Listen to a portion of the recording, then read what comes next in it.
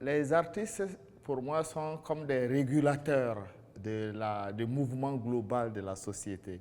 En fait, même si c'est parce qu'on permet aux gens de voyager dans leur tête, de s'échapper de leur quotidien, on permet aux gens de regarder différemment leur vie à eux, et on permet aussi aux gens de s'interroger sur ce qu'il y a autour d'eux et de ce qui est proche d'eux. Donc, quelque part, pour moi, l'artiste est vital et doit être au centre de la société. Quand je crée un spectacle, je suis obligé d'avoir toutes ces données-là en compte. C'est-à-dire que je ne peux pas me permettre de juste créer un spectacle comme ça. Parce que je dois presque penser à celui qui va regarder le spectacle. Et aussi, je pense évidemment au Burkina Faso, à ma mère, aux gens qui habitent autour, comment ils vont regarder le spectacle. Et je veux que le spectacle leur parle.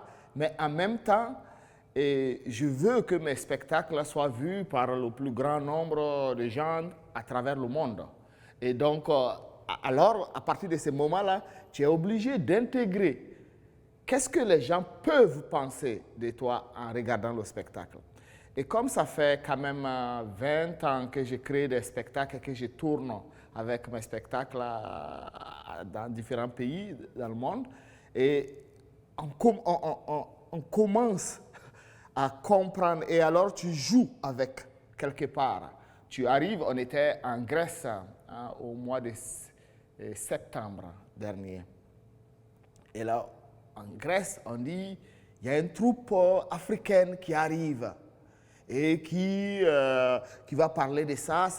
Et alors, les gens, ils ont que des images de télé, sur les informations, sur les migrants, sur la guerre, sur l'Afrique, sur les tam-tams, c'est-à-dire qu'on n'a pas accès à l'Afrique créative, à l'Afrique inventive. On n'a pas accès à l'Afrique qui regarde le monde différemment, l'Afrique du futur, qui peut inspirer le reste du monde en réalité. Et donc, à partir de ce moment, quand tu viens déjà, tu commences à jouer, les gens souvent ils sont déçus même de ne pas retrouver leur Afrique.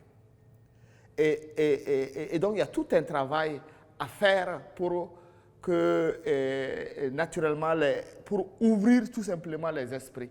Pour dire, voilà, l'Afrique, c'est près d'1 milliard de personnes, c'est 54 pays, c'est 2 fois la superficie de l'Europe, 3 fois la superficie de l'Europe. C'est une richesse incroyable. Et les informations marchent que quand il y a des problèmes. Quand il y a la joie, on s'en fout de documenter. On veut les problèmes pour documenter. C'est-à-dire, actuellement, quand il y a eu la guerre en Ukraine, on a oublié le Covid. Parce qu'il y a un problème plus grand. Et donc, et c'est comme ça, on fonctionne par échelle des problèmes. Et donc, finalement, l'accès à l'Afrique, c'est à travers les problèmes. Et nous, le travail que j'essaie de faire avec la compagnie depuis des années, c'est de balancer, c'est d'avoir créer une autre narrative de notre présence dans le monde. Même la formation, c'est la lutte... c'est pour un monde meilleur la formation déjà. Tu vois, quand on commence la formation dès le plus bas âge, c'est pour cela c'est dommage que dans les écoles, on n'enseigne pas, en tout cas en Europe, dans la plupart des pays, on n'enseigne pas la colonisation, on n'enseigne pas tout le... On regarde que du bon côté. Et il y a beaucoup de choses qui permettraient d'améliorer la société qu'on n'enseigne pas, en fait. Avec la masterclass, par exemple, ça permet une autre approche du regard et se dire, oh, en fait, je peux aller apprendre de la création contemporaine au Burkina Faso pour enrichir qu'est-ce que je fais déjà et enrichir ce qui se passe dans le monde européen aussi.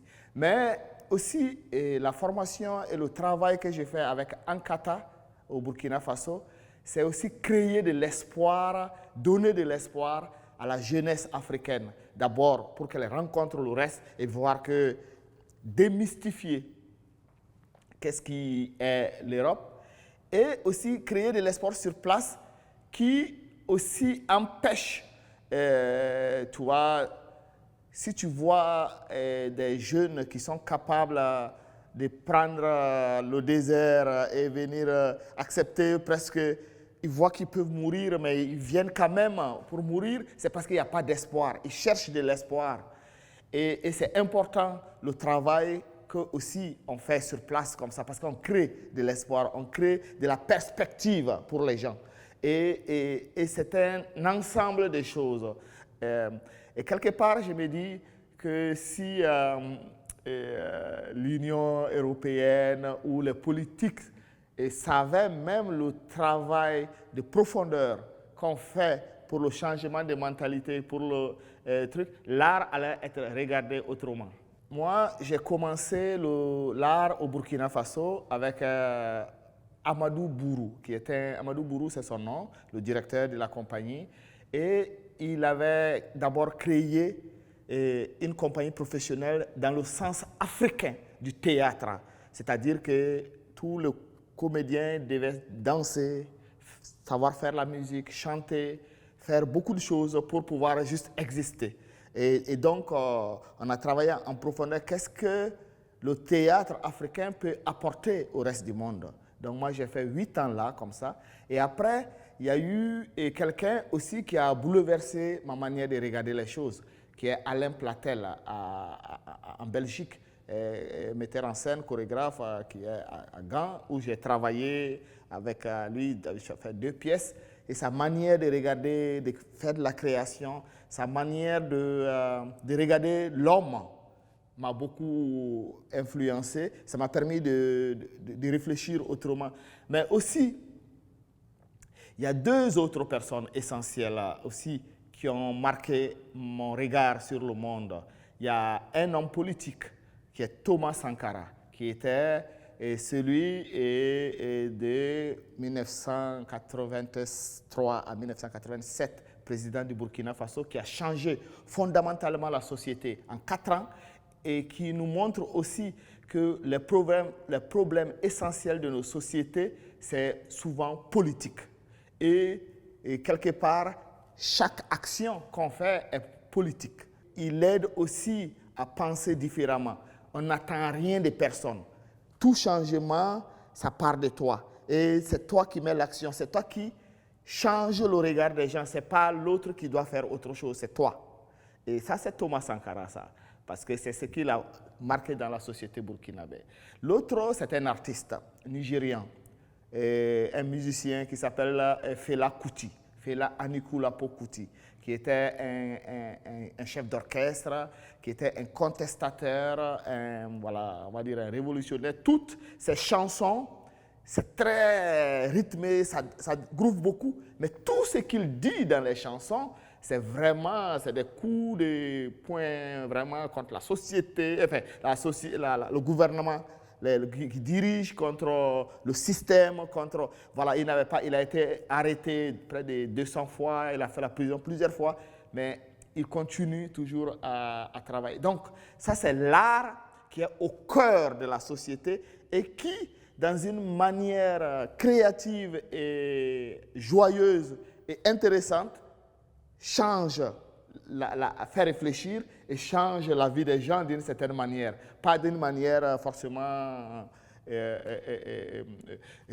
terrible, morte et comme ça. Et voilà, on peut aussi être dans la joie et changer les choses. Moi, je travaille avec les humains. Et je travaille avec les humains et je travaille avec des humains qui sont souvent des danseurs. Parce que moi aussi, je suis danseur. Parce que la danse, c'est, je pense, une des choses que je sais le mieux faire. Et donc, je m'entoure des gens qui... Et aussi, on peut... avec le corps, il y a énormément d'informations. Et sans parler. S'il y a quelqu'un qui vient s'arrêter là, tu n'as pas besoin de lui dire ce qu'on fait. Il le voit dans nos corps. Il voit que moi, je suis là et que je parle et que vous êtes là et que vous écoutez et que vous êtes dans... Il suffit tout simplement que je le regarde d'une certaine manière, il comprend tout de suite. Donc, le corps a tellement de possibilités et tellement et aussi ça traverse les frontières sans que tu ne l'expliques. Et en même temps, on peut aussi parler, si on veut, si je suis humain. Donc moi, je ne pense pas, quand je crée des spectacles, je ne crée pas des danses et puis de la parole. Je travaille avec des hommes qui ont envie de dire des choses et ils peuvent le dire avec la parole ou avec le corps tout simplement. C'est seulement qu'est-ce qui est le plus pertinent. Hein? Est-ce que maintenant, est-ce que si on parle un peu, ça va ajouter? Est-ce que je peux venir en Italie, communiquer sans qu'on... voilà, et être très large parce que ce qui est fort dans la création contemporaine, c'est qu'on dit beaucoup de choses sans être précis. Voilà, on crée des choses dans la tête des gens et on fait regarder les choses autrement sans qu'on ne soit directif.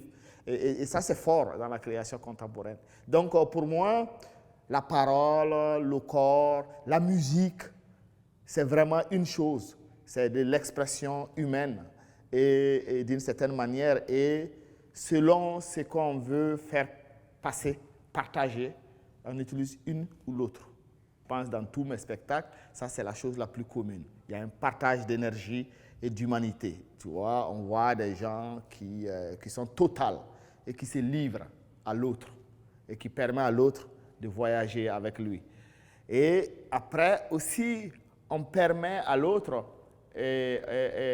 au spectateur, d'enrichir sa connaissance sur ce qui vient du continent africain. Hein?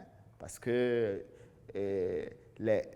on fonctionne avec sa mémoire, avec ses connaissances, avec ce qu'on a emmagasiné dans l'arrière-plan de nos têtes, hein, depuis petit jusqu'à aujourd'hui. Tu vois, petit, le lion, le singe, l'état, et puis les animaux à l'Afrique. Et après, en fait, c'est des associations d'images qu'on commence très tôt et ça aboutit à un ensemble de choses emmagasinées dans nos têtes qui fait qu'on regarde le continent africain différemment. Et le travail qu'on essaie de faire, c'est souvent de déconstruire ça. Et ce n'est pas facile parce qu'on ne communique pas toujours directement, donc c'est à travers le spectacle. Mais souvent, on est tellement bien dans notre peau de supérieur et de colon, finalement, et sans se rendre compte qu'on juge tout ce qui vient là. Mais pourquoi il n'y a pas vos danses traditionnelles là, pourquoi il n'y a pas ça? Pourquoi il n'y a pas ça? Ça, c'est la supériorité. Parce qu'on ne se met pas dans une position de recevoir. On croit toujours être au-dessus de l'autre. Et on peut lui dire qu'est-ce qui est bien, qu'est-ce qui n'est pas bien, qu'est-ce qu'il faut faire, ou qu'est-ce que lui veut regarder. Le présent, c'est déjà le résultat de ce que je suis d'hier. Et c'est aussi le départ de demain, genre le présent. Et donc, ça veut dire que je ne peux pas concevoir le présent sans penser à ce qui s'est passé hier. Et sans voir comment je voudrais voir le futur. Et comment je veux que les gens vivent ensemble demain par d'aujourd'hui. Et donc aujourd'hui, c'est un peu, tu vois, c'est le carrefour d'hier et de demain pour moi.